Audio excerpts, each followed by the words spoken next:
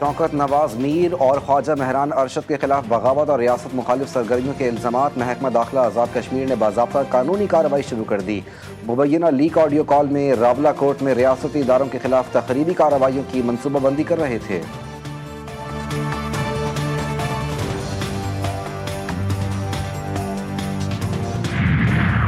मुजफ्फराबाद के इलाके चहला में कानून नाफिज करने वाले इदारों की कार्रवाई। 5 मुश्तबा अफराद गिरफ्तार। लैपटॉप, मोबाइल फोन और दीगर मवासलाती आलात बरामद। एक मुलजिम की निशानदही पर असलहे का बड़ा जखीरा भी बरामद। खुदकार हथियार, ग्रेनेड्स और हसास तनसीबात की नक्शे और दस्तावेजात भी शामिल।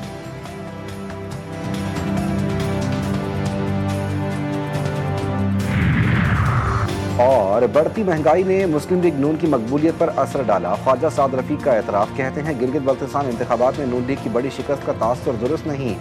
पीपल्स पार्टी ने बहुत पहले इंतखाबी मुहिम शुरू की, उन्हें अखराजात की भी फिक्र नहीं थी। नून लीग हस्ब रिवायत ताख़ीर से हरकत में आई और पार्टी फंड तक दस्तयाब नहीं था। वफाकी बजट 12 जून को पेश किए जाने का इम्कान। कौमी असम्बली और सीनेट के इजलास तलब कर लिए गए। सदर पाकिस्तान आसिफ अली जरदारी ने वज़ीर आज़म शहबाज शरीफ के एडवाइस पर दोनों ऐवानों के इजलास कल तलब कर लिए। कौमी असम्बली का इजलास कल शाम 5 बजे, सीनेट का इजलास कल दोपहर 4 बजे तलब किया गया। वफाकी वज़ीर बराए पार्लिमानी उमूर तारिक फजल चौधरी कहते हैं बजट जुम्मा 12 जून को कौमी असम्बली में पेश किए जाने का इम्कान है। वज़ीर ख़जाना मोहम्मद औरंगज़ेब माली साल 2026-27 का वफाकी बजट पेश करेंगे। हुकूमत और पीपल्स पार्टी के दरमियान बजट से मुतालिक अहम पेशरफ्त। दोनों जमातों की तकनीकी कमेटियों का सालाना तरक्याती प्रोग्राम पर इत्तेफाक। तरक्याती बजट में सिंध के मनसूबों की फंडिंग बढ़ाने की यकीन दहानी। विफाक सिंध को तरक्याती मनसूबों की मद में 195 अरब रुपए देगा। बलोचिस्तान को सबसे ज्यादा विफाक की जानिब से 265 अरब रुपए फराहम किए जाएंगे। खैबर पख्तूनख्वा को 98 अरब, सबसे कम पंजाब को 72 अरब रुपए मिलेंगे। खसारे का शिकार रियासती मिल्कियती इदारों की निजकारी हमारी तरजीह है। वज़ीर आज़म शहबाज शरीफ की ज़ेर सदारत बिजली की तकसीमकार कंपनियों की निजकारी से मुतालिक जायज़ा इजलास। वज़ीर आज़म की बिजली तकसीमकार कंपनियों की निजकारी का अमल तेज़ करने की हिदायत। कहते हैं निजकारी के अमल को शफाफ तरीके से मुकम्मल किया जाए। डिस्कोर्स की निजकारी के बाद मजबूत रेगुलेटरी फ्रेमवर्क बनाया जाए। मुल्क भर के बिजली सार्फिन के लिए अच्छी खबर। 3 माह के लिए बिजली ₹1.99 फी यूनिट सस्ती। नेपरा ने नोटिफिकेशन जारी कर दिया। जनवरी तक मार्च 2026 की सहमाही एडजस्टमेंट की मद में बिजली सस्ती की गई। इत्तलाक इलेक्ट्रिक सार्फिन पर भी होगा। लबनान के आर्मी चीफ की GHQ आमद। गार्ड ऑफ ऑनर पेश किया गया। फील्ड मार्शल सैयद आसिम मुनीर से मुलाकात। खित्ते की बदलती सूरत हाल, दिफाई ताउन और दो तरफा फौजी ताल्लुकात पर तबादला ख्याल। पाकिस्तान और लबनान के दरमियान दिफाई ताउन बढ़ाने के इम्कानात पर गुफ्तगू।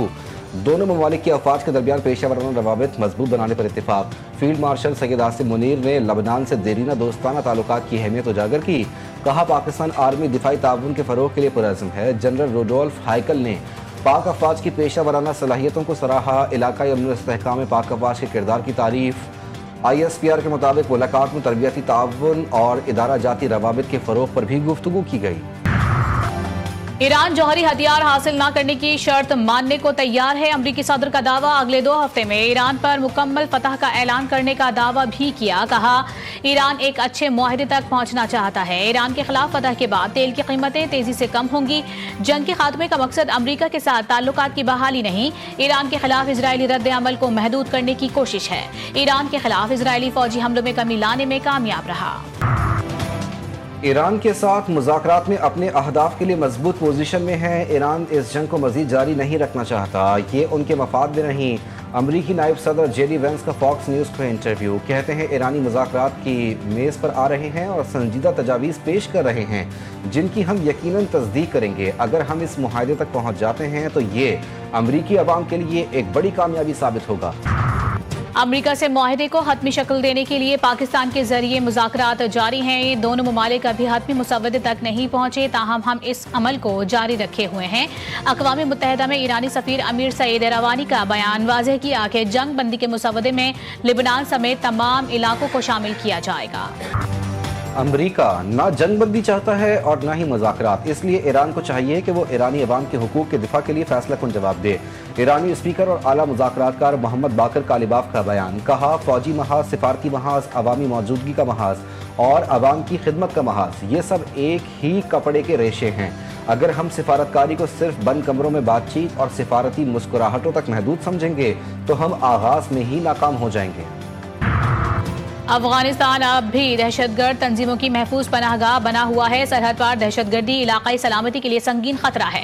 اقوام متحدہ میں پاکستان کے مستقل مندوب عاصم افتخار کہتے ہیں پاکستان نے افغانستان کے لیے انسانی، تجارتی اور سفارتی سطح پر بھرپور تعاون کیا۔ طالبان اپنی بین الاقوامی ذمہ داریاں نبھانے میں ناکام رہے۔ افغانستان میں امن و استحکام کا فقدان پورے خطے کو متاثر کر رہا ہے۔ دہشت گرد گروہوں کی افغان سرزمین پر موجودگی تشویشناک ہے۔ تیزی سے بڑھتی آبادی ہمارا سب سے بڑا مسئلہ ہے۔ بڑھتی آبادی کے باعث کئی طرح کے مسائل پیدا ہو رہے ہیں۔ خاندانی منصوبہ بندی یونیورسل ہیلتھ کوریج کی بنیاد ہے۔ وفاقی وزیر صحت مصطفیٰ کمال کہتے ہیں کہ سیاسی عزم، بین الصوبائی ہم آہنگی اور وسائل کی فراہمی ناگزیر ہیں۔ پنجاب حکومت کا پاسکو سے 1 ملین میٹرک ٹن گندم خریدنے کا فیصلہ۔ وزیر اعلیٰ مریم نواز نے صوبے میں آٹے اور گندم کے نرخ میں استحکام کے لیے پاسکو سے گندم خریدنے کی منظوری دے دی۔ عوام کے لیے سستا آٹا اور روٹی یقینی بنانے کے لیے فلاور ملوں کو گندم 3300 روپے فی من فراہم کی جائے گی۔ اجلاس کے دوران بریفنگ میں بتایا گیا کہ پنجاب کے راستے سندھ سے کسی صوبے کو گندم کی فراہمی روکنے پر پابندی کی شواہد مبنی پر حقیقت نہیں۔ صوبائی حکومت کا کہنا ہے کہ غذائی ضروریات پوری کرنے کے بعد پنجاب خیبر پختونخوا کو گندم کی فراہمی کا فرض ضرور ادا کرے گا۔ کراچی کی نیو سبزی منڈی میں ٹرانسپورٹرز کے لیے 1 ونڈو فیسیلیٹیشن ڈیسک قائم کرنے کا فیصلہ۔ محکمہ ٹرانسپورٹ اور ماس ٹرانزٹ کی جانب سے متعلقہ اداروں کو فوری اقدامات کی ہدایت۔ سینئر وزیر سندھ شرجیل انعام ایمن کہتے ہیں ڈیسک کا مقصد روٹ پرمٹ، فٹنس سرٹیفکیٹ اور دیگر دستاویزات کے اجراء و تجدید ہے۔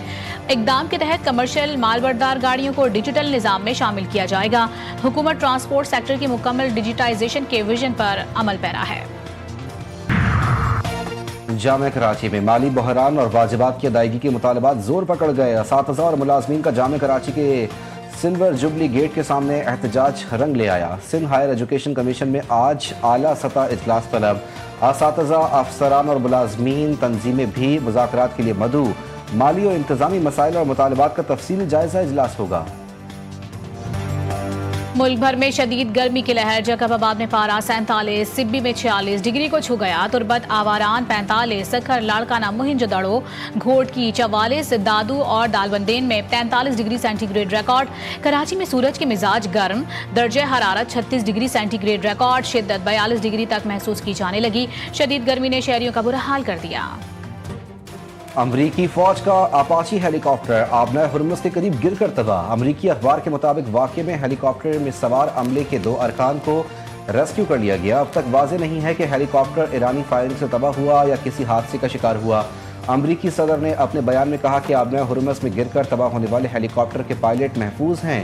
ہیلی کاپٹر گرنے سے متعلق باضابطہ رپورٹ جلد جاری کریں گے۔ ٹیم مینجمنٹ اور ٹیم سے کس کی چھٹی ہوگی اور کس کی ہوگی entry? Chairman P C B Mohsin Naqvi نے بورڈ میٹنگ طلب کر لی۔ اجلاس جمعے اور ہفتے کو ہوگا۔ محسن نقوی اہم ملاقاتیں بھی کریں گے۔ شان مسعود کی جگہ سلمان آغا کو ٹیسٹ ٹیم کا کپتان بنائے جانے کا امکان۔ اہم عہدوں پر تقرریوں سمیت ٹیم مینجمنٹ میں تبدیلیاں متوقع۔ فیفا ورلڈ کپ میں میزبان امریکہ کی من مانیاں جاری۔ امریکہ نے سال کے بہترین مرد ریفری کا ایوارڈ حاصل کرنے والے ایئرپورٹ سے واپس بھیج دیے۔ صومالی ریفری عمر عبدالقادر آرتان ریفریز پینل سے باہر۔ امریکہ نے نامعلوم وجوہات پر داخلے کی اجازت نہیں دی۔ فیفا ورلڈ کپ کے آغاز میں بس 1 دن باقی۔ پاکستان میں بھی فٹ بال کے شائقین پرجوش، بچے بڑے سب کو فیفا ورلڈ کپ کا بے تابی سے انتظار۔ ملیر کی گلیاں سج گئیں، کوئی میسی تو کوئی رونالڈو کا ہے دیوانہ۔ رواں ایونٹ فیفا ورلڈ کپ تاریخ کا سب سے بڑا ٹورنامنٹ بن گیا۔ پاکستان میں 24 سال بعد انٹرنیشنل ہاکی کی واپسی۔ جنوبی کوریا نے ٹیم پاکستان بھیجنے کی تصدیق کر دی۔